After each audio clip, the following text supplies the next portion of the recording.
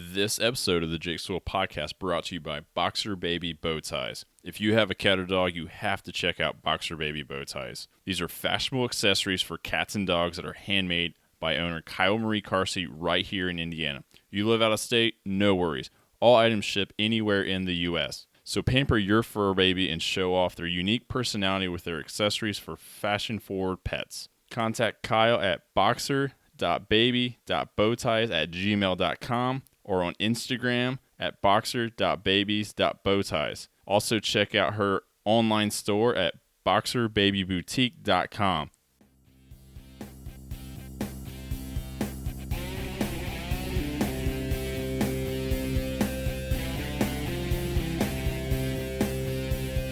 Welcome to the Jigsaw Podcast. Joining me tonight is a former guest. This is a follow-up episode, Jenn Hollans. She was on a few months ago. It was Miscarriages to Motherhood, and wanted to have her back because her life has changed, I would say, quite dramatically. Jenn, is that true? That's 100% true, yes. So just to don't want to make anyone held in suspense, you did have a little girl and everything went good. Yes. Great. She was healthy. Great. Also joining us tonight, the house expert on motherhood. That's you, Jill. Oh, that's me? That's you. Okay. I can't say I'm a house expert on motherhood, so that's why I wanted to have you on and contribute to this conversation, because I think you and Jenn have a lot in common, to say the least.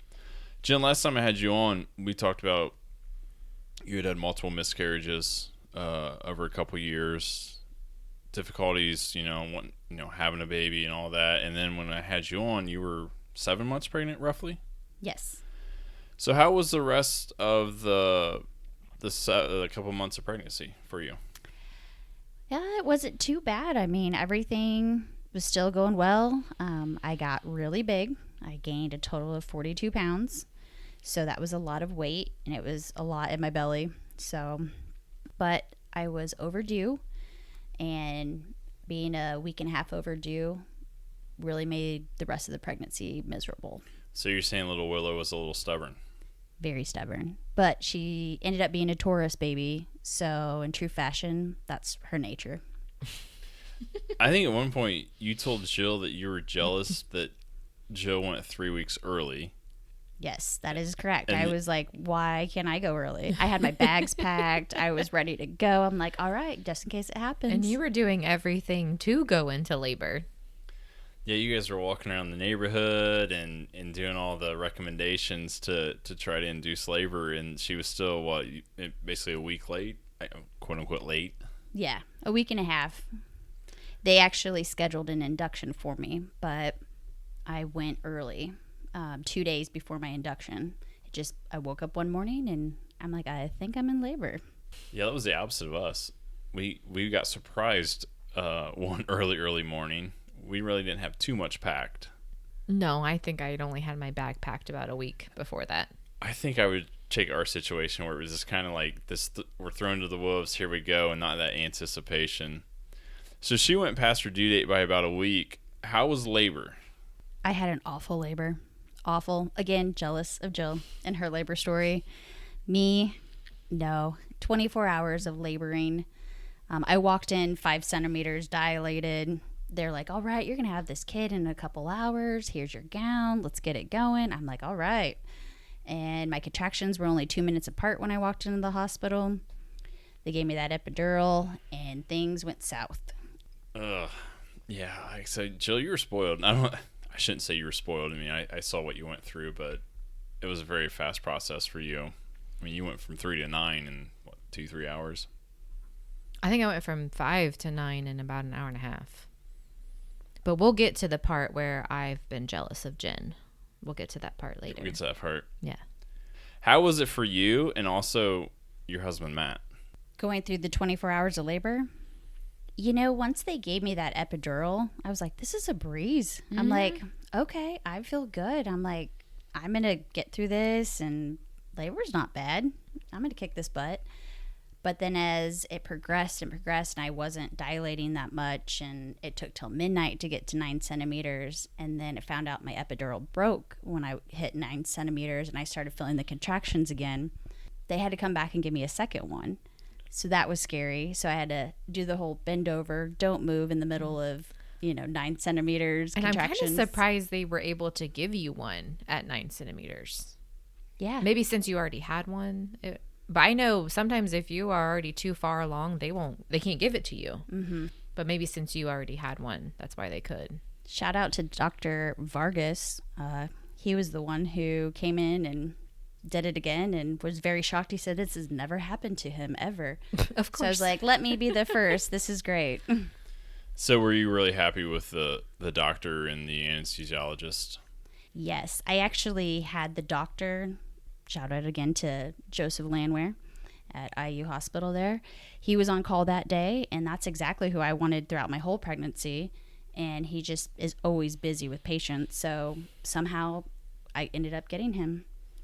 So you had 24 hours of labor, and obviously you went about 41 weeks. So there's a lot of anticipation, I'm sure. How was it holding little Willow for that first time? I don't even remember holding my own child for the first time. That's horrible, isn't it? I was so drugged up since I had to have an emergency C-section after laboring so long, pushing for 3 hours. He came in and was like, nope. He's like, you can keep doing this all night long, and however long you want, you're going to have a C-section. So I said, okay. So then pumping me again with more drugs, and I was so out of it. I don't remember being wheeled into the room. I don't remember that, golden hour of them putting the baby on you, doing the skin to skin. If my husband was here, he could probably tell you, because I have no recollection of it. I think Matt has told us. Yeah, about it was late night. There was a bonfire and a lot of alcohol, and it was a very funny story. He made it very comical. Do you remember the first time you did get to hold her, though? I do. It was after I was in the recovery room, or the labor recovery. Then they wheel you to your actual recovery room that you're going to stay in. And, you get to hold your baby, and you hear the little music as you're getting wheeled down the cart, the hallway. And that's when I looked at her. I'm like, oh my gosh, this is my little human. She's here. And she has a head full of hair. Wow, this is weird. I grew this in my belly. How was it with all the troubles you guys had with the miscarriages to get that final realization that, your little miracle baby is here and she's in your arms right now? It was just surreal. I mean, we both couldn't even wrap our heads around it, but we were so exhausted. We couldn't get any rest. I mean, and with the hospital not having a nursery, it was after 24 hours of labor and construction going on. I mean, I just didn't sleep the whole time I was there. I was delirious. I mean, if you came to visit me, people were like, ooh, that's not Jenn. What's wrong with her?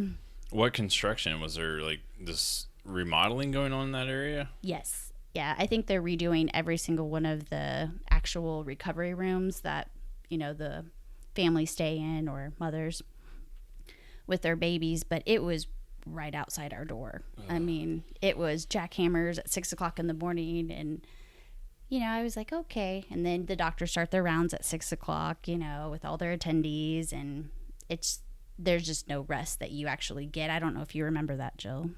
It's very hard to rest in a hospital, and I never understood when people would say that until you are actually yeah, in I the don't hospital. think we had the construction while we were there, but still, it's Just difficult. people are in and out all the time, and I remember the doctor coming in at like 6 a.m. and to be honest, I kind of forgot that they come and check on you after they deliver your baby, and in walks the doctor at like 6 a.m. I'm like, oh, okay, here you are. You kind of lose track of a normal time, I guess you would say. Like a 24-hour yeah, period. It's just things happen as they happen. And I know this is really weird, but I remember going, I just want to brush my teeth.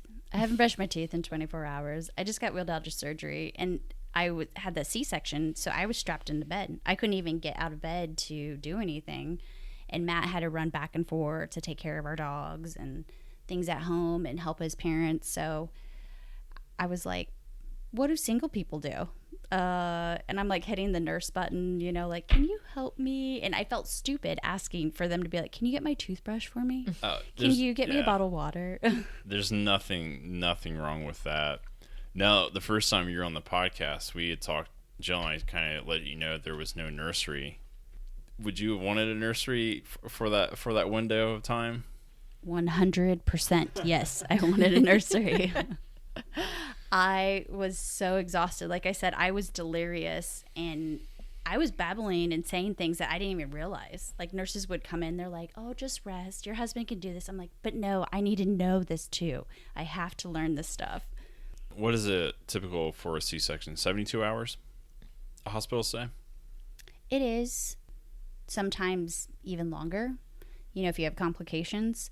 But again, Dr. Landwehr, he was a peach. He came in and he heard the jackhammer going on the construction. He goes, oh, hell. He's like, we're getting you out of here. He's like, you ready to go home? I said, yes. And he gave me the okay. I started immediately, jumped out of bed, started packing everything up, getting ready to go. I said, thank you. Because everybody else was like, no, you need to stay here another day. And I said, I would get more rest at home. And I'm sure that's what you wanted the most of. Not the care, just absolute rest. Yeah. So what was it like when you're strapping Willow into the car seat and you're getting ready to go into the real world, driving down the crazy roads with all the crazy drivers? I knew it was a little scary for us. It's a panic attack. I mean, I wasn't prepared for it. I literally thought she was dying every time I put her in the car and in that car seat. And I'm like looking in the mirror to see, you know, is she awake? Is she sleeping?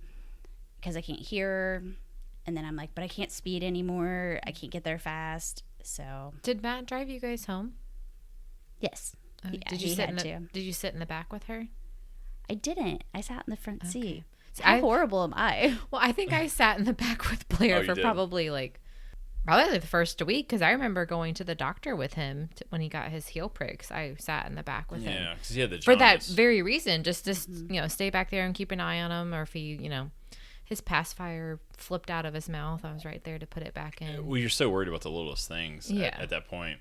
Yeah, I remember, because I feel like I'm a good driver. I'm defensive. I try to pay attention. But when you have a little one, your own little one, in the vehicle with you, it's white knuckle grip on the steering wheel, and you're going down Tiltson, and there's 4 lanes of traffic, and you're just like white knuckling it. Yeah, it's so nerve wracking.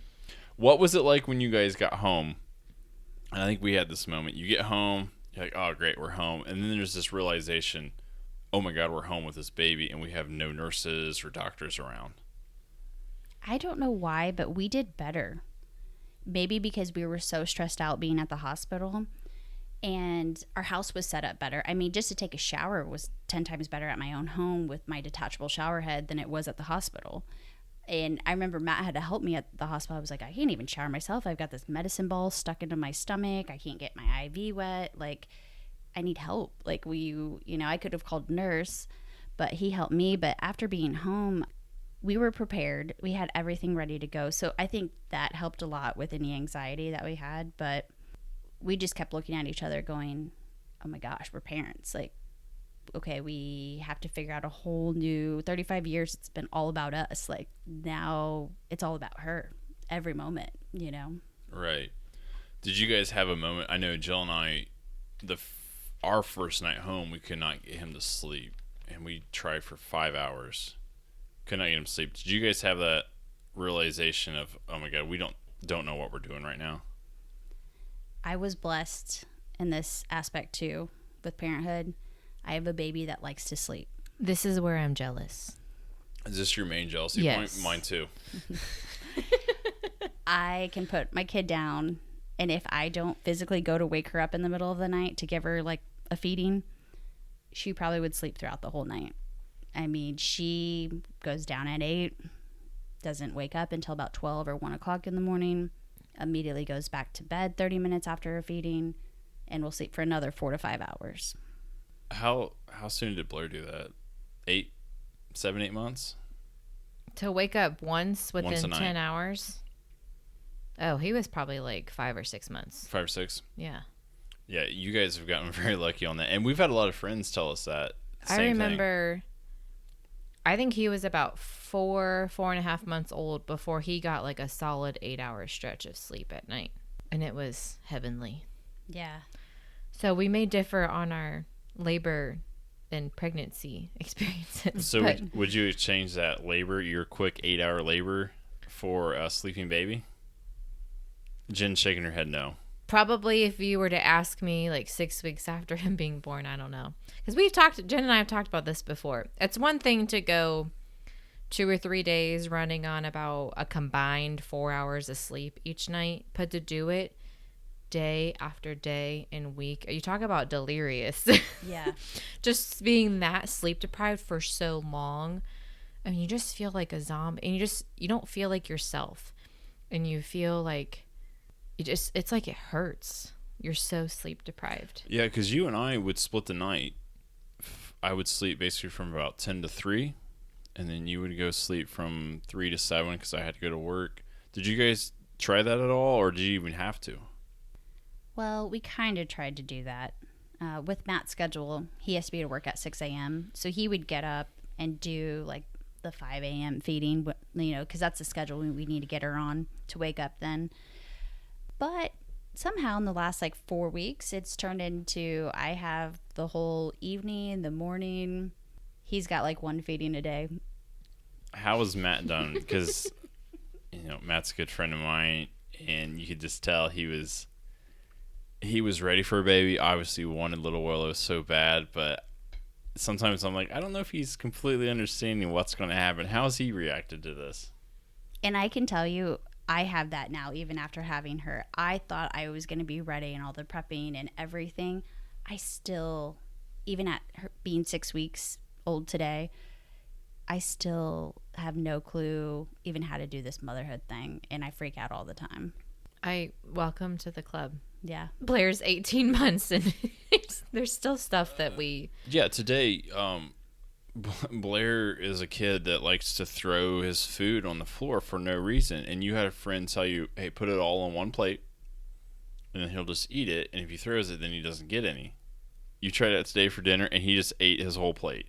No I think problems. He threw like 2 bites on the floor, and it helped him like pace himself better, because you've seen him eat. He just wants, like, I give him a little bit at a time. Well, he wants to shove all 5 bites in his mouth at the same time. But by putting the whole plate in front of him, he kind of learns how to pace himself a little bit better. And here we are. We're like, why didn't we try this like 2 months ago? And yeah, so it's not going to end when she's 6 weeks old. No. We always felt like we were a week behind on everything. Really? Or in this case, like 2 months. Yeah, it might be... ways to it's everything. Ways to soothe him in the middle of the night, ways to get him to eat better, whatever it might be. We're a week behind on everything, so you just feel dumb the whole time, or at least we did. She will go through some sleep regressions, and you'll kind of get to the point where, like, what's wrong with my kid? Why aren't they sleeping like they were? I'm fearing the teething stages, because I know that's when she's just going to be blood-curdling screams. It's brutal. When she doesn't like something, I mean, she turns beet red. She has a fit, and it's like, you're going to wait on me. So I can't wait till that happens. Teething with Blair has been pretty rough, because he got literally all his teeth within a 3-month period, roughly. He had 5 teeth come in, 4 of them molars, in 2 months. Wow. Yeah, it was a nightmare. I mean, he was just a completely different kid. But once you get past it, you're like, okay, this is our kid back. So, yeah. That's when you make a video and you're like, and I'm going to show this at your wedding, because this is how lovely you were. Yeah, I know. This is how sweet you were. I want to preface this next part. It's not like we're complaining about being parents, because obviously we're blessed and I love it more than anything else. But there are expectations, and then there's reality of parenting. Do you have some examples of things you thought would be one way but actually turned out to be another, or challenges that you didn't expect? One of the major challenges is being able to soothe my own child. I mean, I'm sure a lot of parents run into this, and since I'm with her primarily right now all the time, I thought, she's going to get used to me. She's used to my voice being in the womb. No. I mean, Matt can soothe her on a beat, and then I just get frustrated. And I don't know. That's one of the major ones. Well, I can tell you, me and Jill went through the same experience. I don't think it's anything a mother does wrong. Jill did nothing wrong. I think what happened with Jill, she would be stressed, and Blair could sense it. Mm-hmm. And since Jill was with him all day, and I was kind of a fresh body, fresh person for him to console with, it was a little easier. And like I said, it's nothing Jill did, and you got upset about it, but I think you understood the process. No, it still made me upset. It might have made you upset, but you said understood Blair, why. I would say Blair hated me. But you understood why he would feel that way. Yeah, now. Yeah, it's nothing like you did wrong or No. anything like that. It's just, I think because you were at home with him all day and you're at home with Willow all day, sometimes they might just need a new body to They may just console. get sick of us, Jen. Yeah. We're their favorite person, but they might get sick Right. of us. They're like, it's kind of like a rerun. They're like, all right, I've already watched this Yeah. a million times. I need somebody new. something else to I've se- stimulate me. I've seen this face before. Yeah. And then also the expectation of, I thought, oh, I'm not going to get tired of my kid, or I'm not going to be so easily frustrated. But that is not the case. I mean, I find myself crying at the littlest things. Like if she's crying, I'll cry all of a sudden.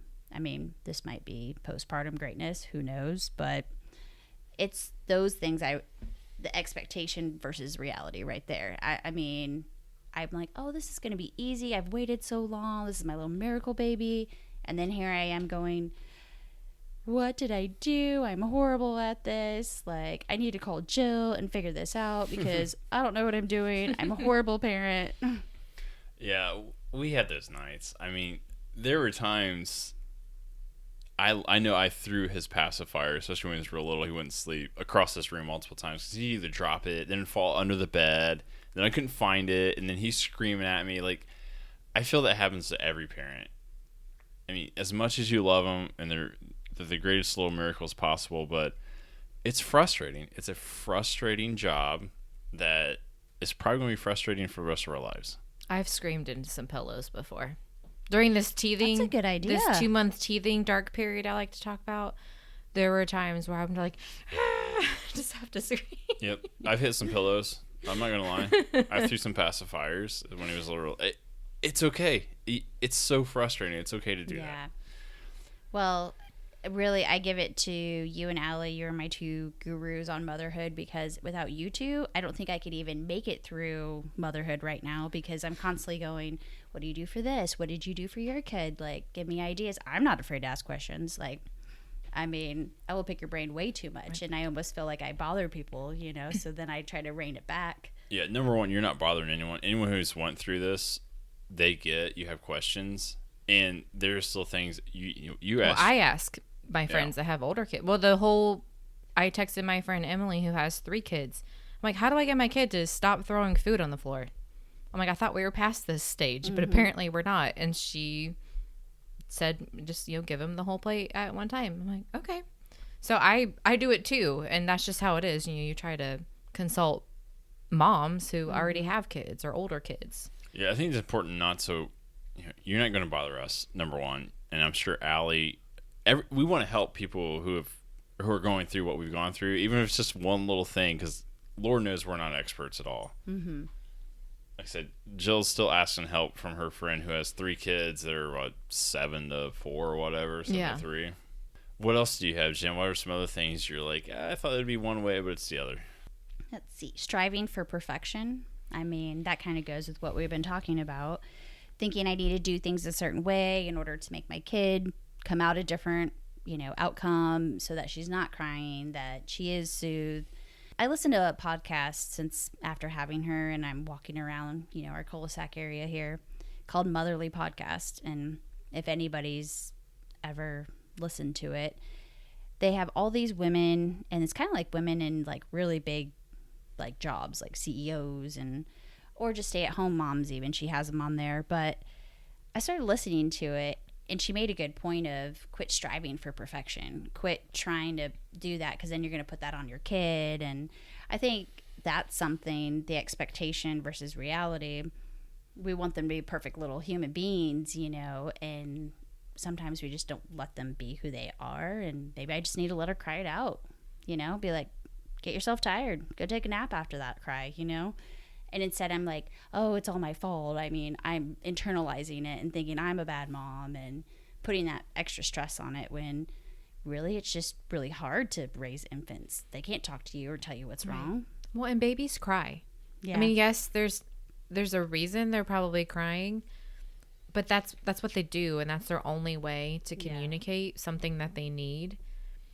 And like we talked about, it's frustrating because you can't figure it out, and you run through this checklist of, are they hungry? Are they wet? Are they constipated? Are they, like, sometimes they just cry, like they want to be held, or they want to be put down. I mean, it just...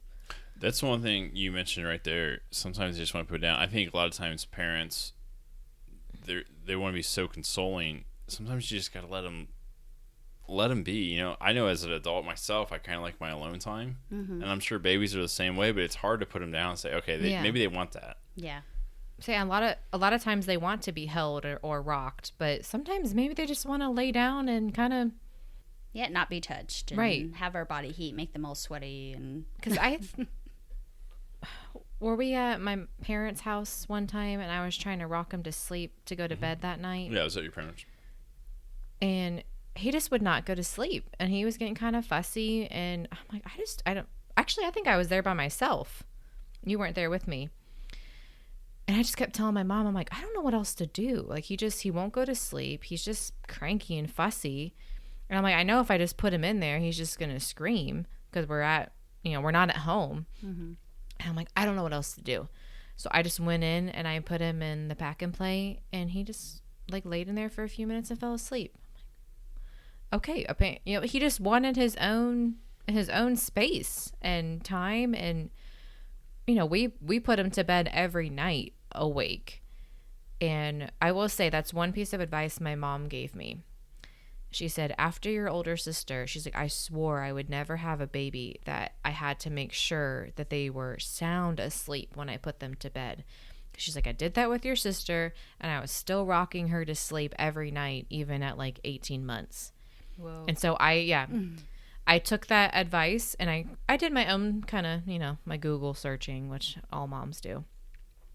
And they said, they get them to a certain age and start putting them to bed, drowsy, but awake. And that's how, and I've told you this before, like that's how they learn how to fall asleep on their own without rocking and without being in someone's arms.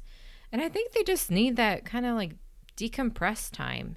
I think we all do, right, even as adults or babies. There's nights that we put Blair to bed and he doesn't go to sleep for another hour, but he's not in there crying. He's not in there screaming. No, he's doing somersaults. I witnessed it on the video monitor. He's just in there. He's got his bunny, his stuffed bunny. He's just in there rolling around, babbling. But that's just like his time. But he's obviously not bothered because he's not crying. It's okay just to put him down and leave him alone. There's nothing wrong with that. I said, and babies cry, if they cry for a few minutes, it's not going to hurt them. Yeah. My mother-in-law, she keeps going, it's good for them. It's good. They need to cry. They need to do that. They need to get it out of their system. I said, okay. Well, and rushing in to get them every time they cry, they're going to learn to expect that. But you want them to learn they can count on you, but you're not going to be like at their beck and call. Like it's okay for them to cry for a minute. Yeah. And I've learned that from you and Allie, like asking questions, because here she is at 6 weeks. And for the last 4 weeks, that's really early to put them in a crib alone and let them soothe themselves. People would say that's way too early, but it's worked for her.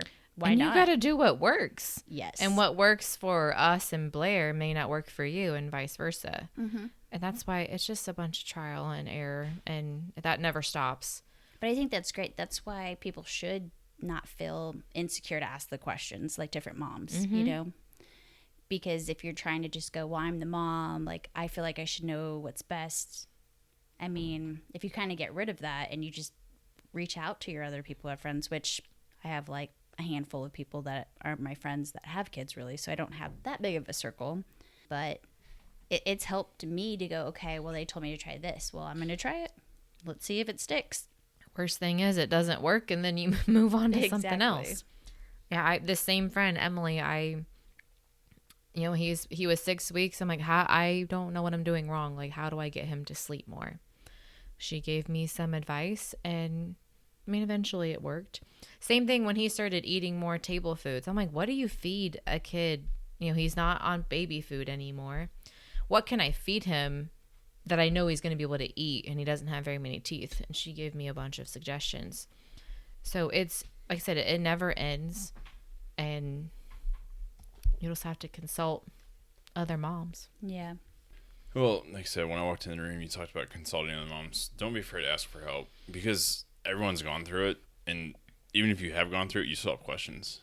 Like I said, you're reaching out to Emily all the time, and even our parents have gave us a lot of good advice as well. So Yeah. Which that's a fault of mine. I will put that out there.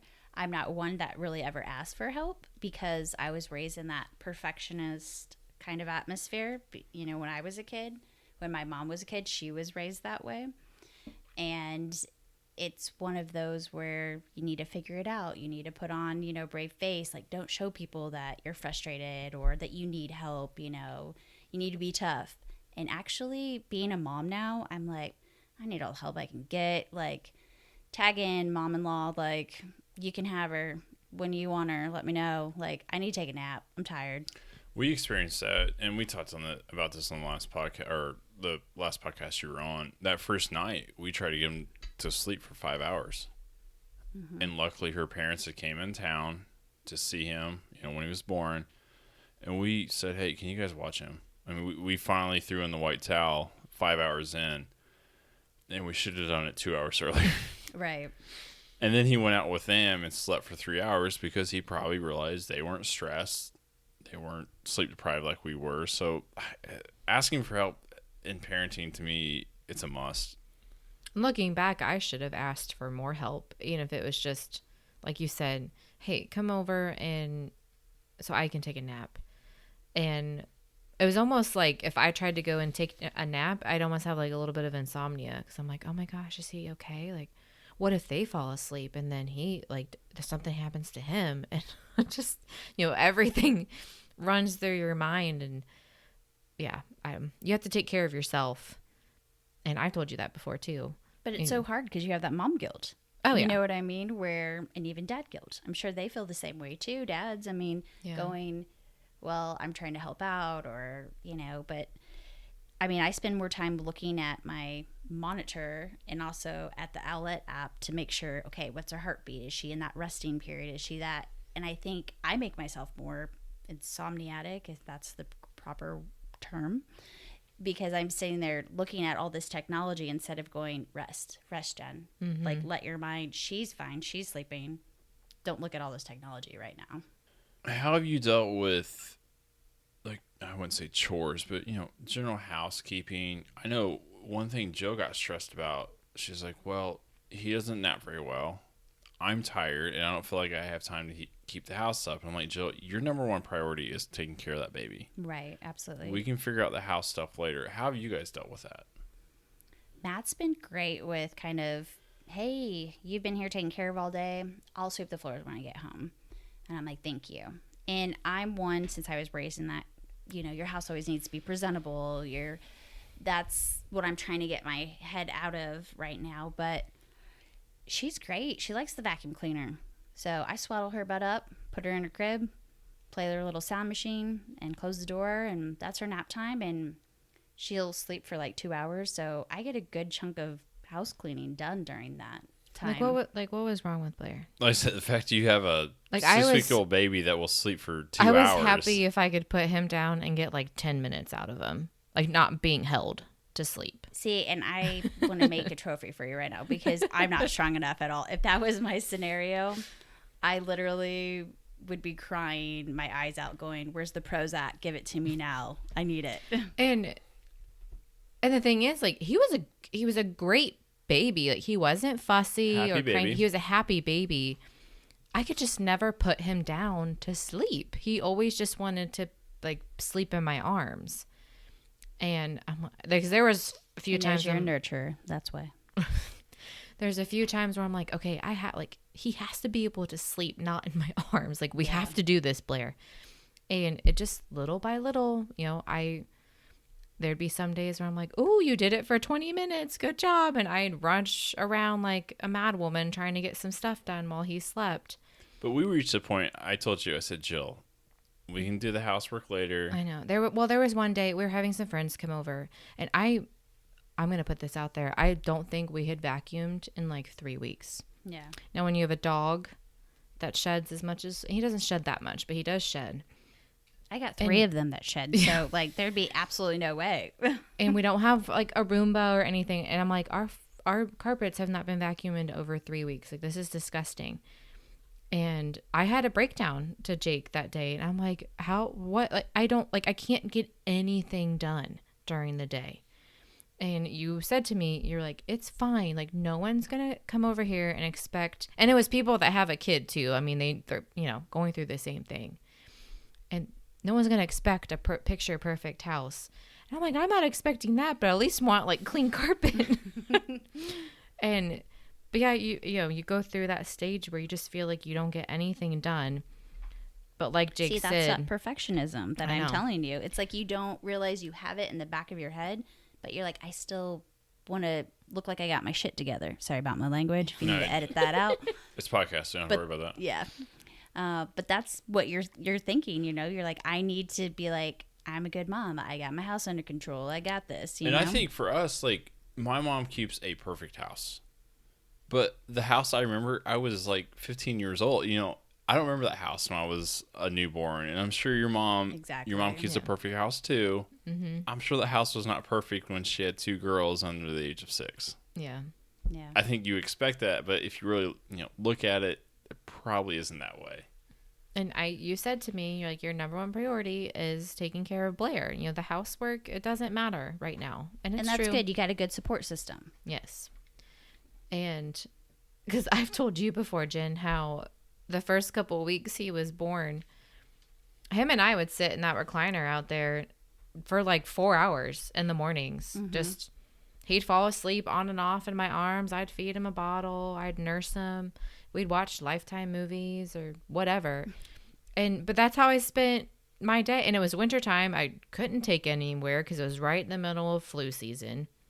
Yeah, the flu we were really lucky because he was born in December. It was right before the flu hit, pretty much. And then I think that January, the hospital went on lockdown. Yeah. Like, unless you were immediate family, you could not visit. You could not go up there. Mm-hmm.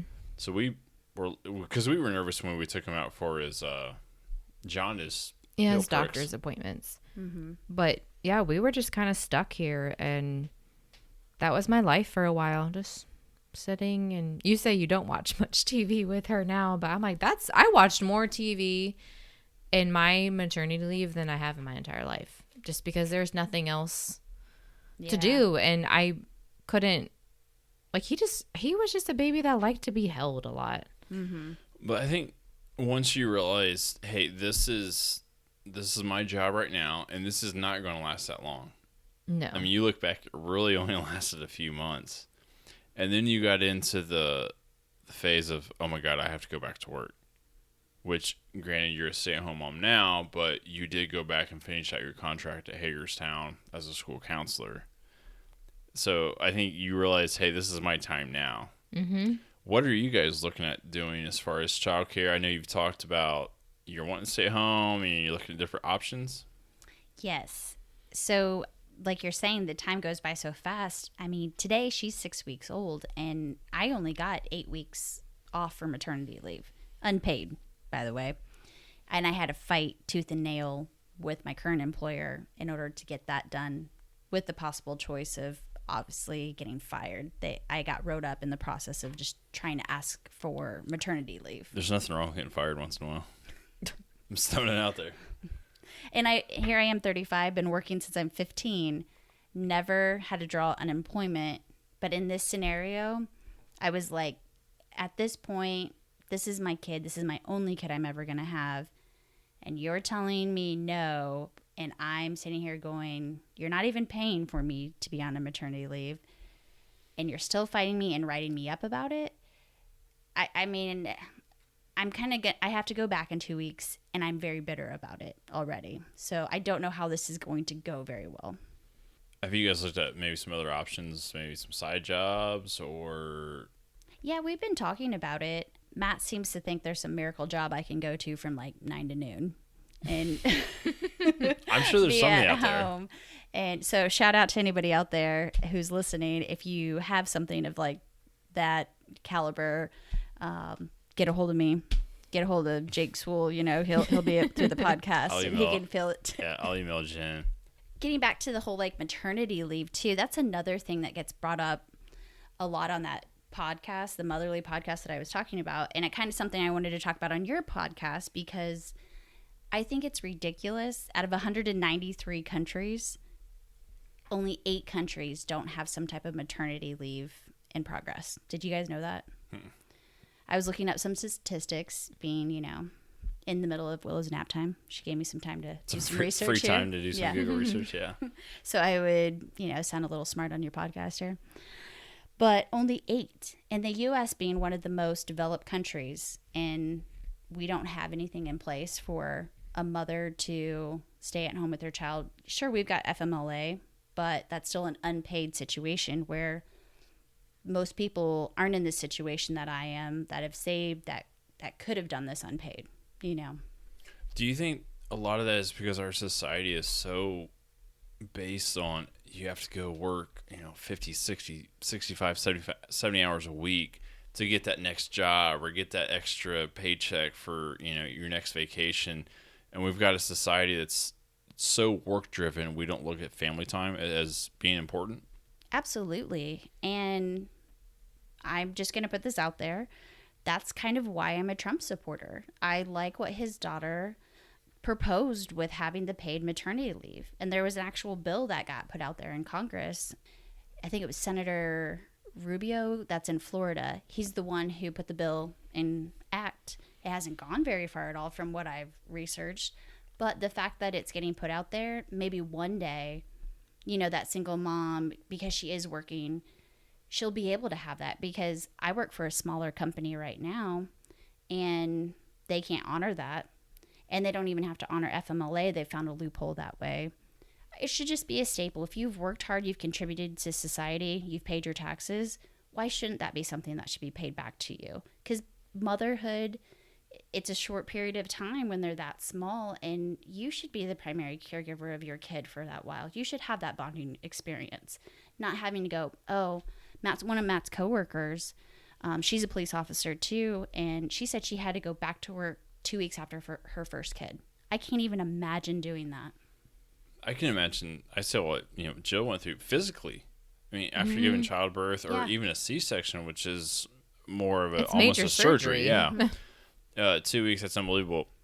Yeah, I think if you're contributing to society or single mom, I definitely think there's a lot of changes that can be made to make that work.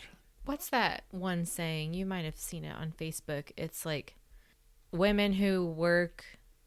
It's like women who work full time are supposed to are expected to go back to work as if they don't have a family. Yes, yeah. And then women who stay home are supposed to act like. What is that saying? That's gonna bother me. I have to look that up. We need to fact check that, Jake. Yeah, we need young Jamie. We need a Jamie in the room. Yeah, we need young Jamie. He's the what is out of the podcast. Young Jamie is like the little Google expert on Joe Rogan's podcast. Oh, okay. Like literally, Joe Rogan, look that up, Jamie, and he'll have these facts instantly. But look that up, Louie. Yeah, Louie, and look that up. But no, I know what you're saying though. It's gonna bother me. It's something like that. Yeah, I don't. Women are supposed to work like they don't have kids, and then women who work are supposed at home to stay at home and not like have goals of like not working have women or something like something that. Like that. They're supposed to have that. It's like a catch-22. Absolutely. Yeah, it doesn't make sense to me because to me, if a woman wants to go back to work, 100%, I support that. I get if you're really involved in your career, you really love what you do, I get that. But if someone wants to stay at home, there's nothing more important. I agree with that, and I'm trying to convince my husband every day of that. Well, after this podcast, I'm going to go drink beer with him, so I'll talk to him. Thank you. Appreciate that. Talk to your father-in-law, too. Yes. Me and Jill, even before you went back to work, you called me that day and you said, hey, I don't want to go back to work. I want to stay home with Blair. And, we our budget's pretty damn tight right now. I mean, Jen, we're going to put this out here.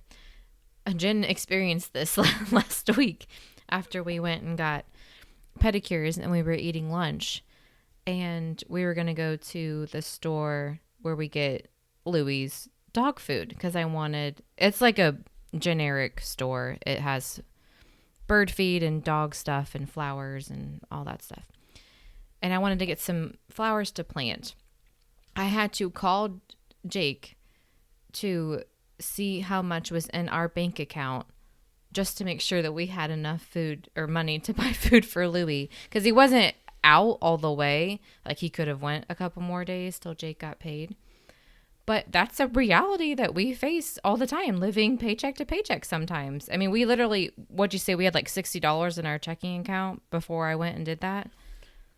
But that's just, and it sucks, but that's what we've chose to do. Yeah, it's a choice to make. You know, you don't go out to eat very often. Once in a great while, especially if a gift certificate. That's a big deal. But I couldn't be happier. You know, people are like, oh, well, I don't want to be house poor, or I don't want to be that. I'm like, I enjoy coming home on Friday and not leaving all weekend because, you know, we just. And there's a lot of free stuff to do with absolutely kids and families. And especially with your last guest, or not the last guest, but one of your guests that you had that experience, Muncie. Cheryl Lindis, yes. She puts it out there like, there's here's so like much 5 different do. things going on today. I mean, I follow her on Instagram now, and I'm like, wow, this is even better than Facebook. You know what I mean? It's a lot like cleaner. And there's so much to do in the community. If you look around, there's a lot of great parks. The pools are super cheap. The splash pad in Delville. That splash pad it's is free. We went there the other day. Awesome. You know, there's so much to do. If you really work hard at it, and I know you guys are looking at it, I got a feeling within 6 to 8 weeks, you're going to be a stay-at-home mom. I just have that feeling. Well, we'd be in the same boat. And, you know, thanks to your awesome Excel spreadsheet skills and your budget that you lent us to kind of plug in the numbers for some months, I was able to lay it out there and be like, well, this is all that we spend on going out. This is what we do. And it helped me realize, like, that's silly. Do we really need that $30 Pizza King pizza, like, once a week? You know what I mean? Going out to eat costs so much money, especially if you have a couple of drinks. And that was an eye-opener for us. Yes. Was the going out to eat. God knows I love Pizza King pizza, but damn, it is expensive. You get a large royal feast. That's $28 now. That's like an extra fancy date night for some parents. Gonna go and have some Pizza King. Hey, our big date the other day was a breakfast with Blair. On Father's Day, it was Waffle House. Oh, yeah, we did go to Waffle House. I mean, that's... Shout out to the waffles. Yeah, fantastic. Or chili and fries, apparently. Hash browns. Or fantastic. hash browns, my bad. So you've had all this going on. I mean, you're a new mom. You went through all the miscarriages. You have your little miracle baby. So you do all this, and you've also reunited with your mother. Yes, after 10 years. You guys... A decade. Kind of had obviously a rocky relationship. Hadn't talked to her in a decade. How did that even come about?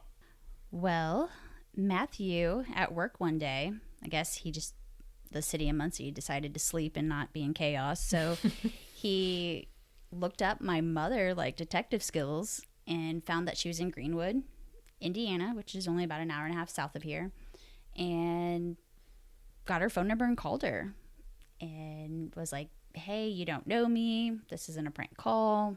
I'm a police officer, like, you know.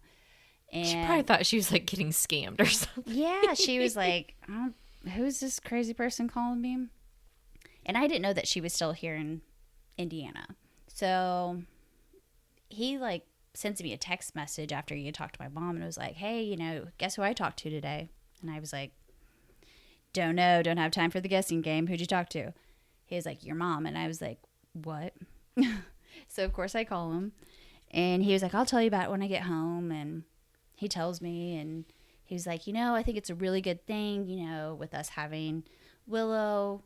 Everybody needs their mom. Everybody. And I said, whoa, sentimental. Like, what hormones do you have going through you right now?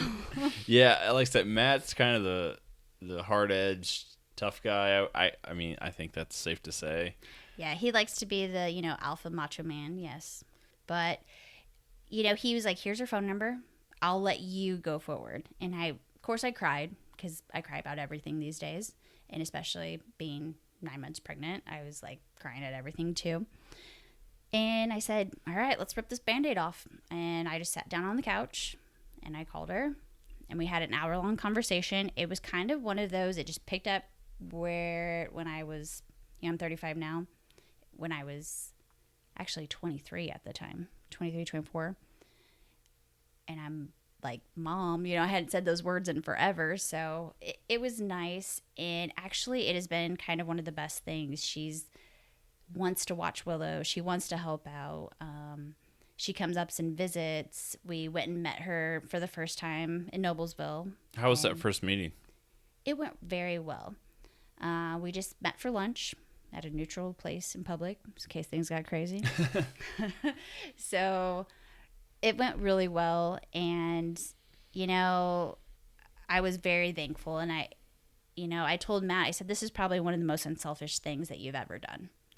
And I said, I appreciate it so much. And it's really made me think how much I love you. So for helping to bring my mom and I back together. So, and it's good for her. She's got her grandbaby. She wants to be called Gigi, which I guess that's the new rave name. I'm used to grandma. I hear mammas, but Yeah, Gigi's the new cool thing. We're grandma and granny. Yeah. For Blair. So Traditional. So how has she been with little Willow? She can't get enough of her. I mean, she just wants to hold her nonstop, just wants to cuddle her. She's been going to garage sales, scooping up things for hot deals. She wants to have that back, like she's excited, to have a little granddaughter to dote on, to tell people, her friends, people at work. I feel like it's kind of revived her as a person too, I've noticed. Had you ever mentioned to Matt, like, man, I wish I could contact my mom, or I wish I knew where she was? Had you ever kind of mentioned that to him? No. And because I also am a Taurus, very stubborn. And Matt even told this to my mom. He was like, if you mess this up, he was like, she is cutthroat. She will not have anything to do with you again after this. Do you know why Matt reached out to her? Did he have a reason, or was he just kind of was it maybe the baby coming or something? I think it was that. And like I said, he goes, everybody needs their mom. He was like, Jen, with you not having much family, he was like, you're going to need help. And he was like, my parents are getting older. They're not going to be around, a long time, like, because they're in their, 70s and stuff. And my mom, she's 55, and he goes, but I want our daughter to, have another grandma, somebody who's active in her life too, or somebody that she can get excited about to go see and, have memories with. And he goes, I just want it for you too. And looking back, it's probably the best thing, like I said, he could have done. That's awesome. Like I said, last time you were on, you kind of made mention to it. You said you didn't have a lot of family around, and then you guys came over for a cookout one day and kind of just brought it up, said, hey, we met with my mom for the first time in 11 years, and so we couldn't be happier. And now that she has a little granddaughter, so that's really great. Does she get to see her a lot? She does. She comes here a lot just because I'm still afraid to make that 1.5-hour drive. I mean, I need to rip that Band-Aid off. I understand that, though. Mm-hmm. Maybe if I could sit in the back with her. Matt and I have already talked, and we've talked to my mom, like, hey, what if we go have a date night? Like, we could bring her up late afternoon. You could keep her overnight. Like, we can go do our thing and then pick her up in the morning. Or we could just stay at your house one night because she's got an extra room. She was like, yeah, I'd love that. Just give me some notice. And so it's great. I mean, I wanted that normalcy. Right. So I'm excited to have that back. Well, it sounds like the last 2-3 months has been an incredible turn of life events for you guys. You have your miracle baby. You reunite with your mom. I mean, you're probably on cloud 9, both you and Matt. I am, yeah. But again, these are the hormones. Oh, it's guys difficult. don't understand all these freaking hormones. Plus, then because I told you she's the only kid, getting back on birth control, so I have all those new hormones I'm introducing too. So I'm still a hot train wreck. I'm not even trying to hide it. So if you just see me, I'm crying, or if I look like a train wreck out in public, there's nothing wrong with that. And obviously there's nothing wrong with only children. They're the best people in the world, as I am an only child myself. So Jen, thank you for coming back on, doing a follow-up. Your first episode blew up. I had a lot of feedback from it. Everyone was really curious how everything went. That's why I want to have you back on and tell your story. And little Willow is doing great. You guys are loving parenthood. even as challenging as it is, and it's that way for everyone. And Yeah, we're no different. And I need to not say that, oh, we're the exception. We're not. We're just like everybody else. it's difficult. It's the hardest thing I think Jill and I have ever done. Oh, by far. It'll be the hardest thing. Hands down. Yeah. It's so humbling because you think there's so many times in your life you're like, I got stuff under control. I got my career under control. I have I got a house I bought a new vehicle. I'm like, I'm in control of my life. And then this little 8-pound baby comes along and just wrecks your world. Yeah. Me and Jill experienced that. I mean, Blair was only 6'9", and that kid blew up our world. So yeah. So well, thank you for having me. Absolutely. I love always talking with you two. You're my 2 favorite podcast couple. Well, we're close. It's a long walk across the street. So we're gonna have Jen on our cocktail hour. Yes, absolutely. We'll have a few more drinks and we'll discuss something a little less serious. I would love it. And Jill, I love your cocktails that you make. You're turning quite the bartender. Yeah, what were you drinking over the night? I saw something in a mixed glass. Jill, would you like to elaborate what you make? Smirnoff vodka, but it's a watermelon infused vodka donated to the Soul Bar by Jen, and it's mixed with club soda. Nice. And I added Delicious. a little lime juice and lemon juice to mine. Nice. Hey, if anyone ever wants to donate to the Soul Bar, we're always accepting donations for cocktail hour. Jen, thanks again. Like I said, you guys have a great story. All you guys went through, the 3 miscarriages. It sounded like labor was pretty tough. I know you're really jealous of Jill, but hey, you got a baby that sleeps, so we'll call it even. Well, the first time I told Jake how well Willow slept, like right away, you want to know what he said? He goes, "Kiss my ass, Willow," is what he said. I did. That poor little girl's like 3 weeks old and I'm already yelling at her. But she sleeps really good. So, as always, just follow me on Facebook, Instagram. And until next time, have a good one.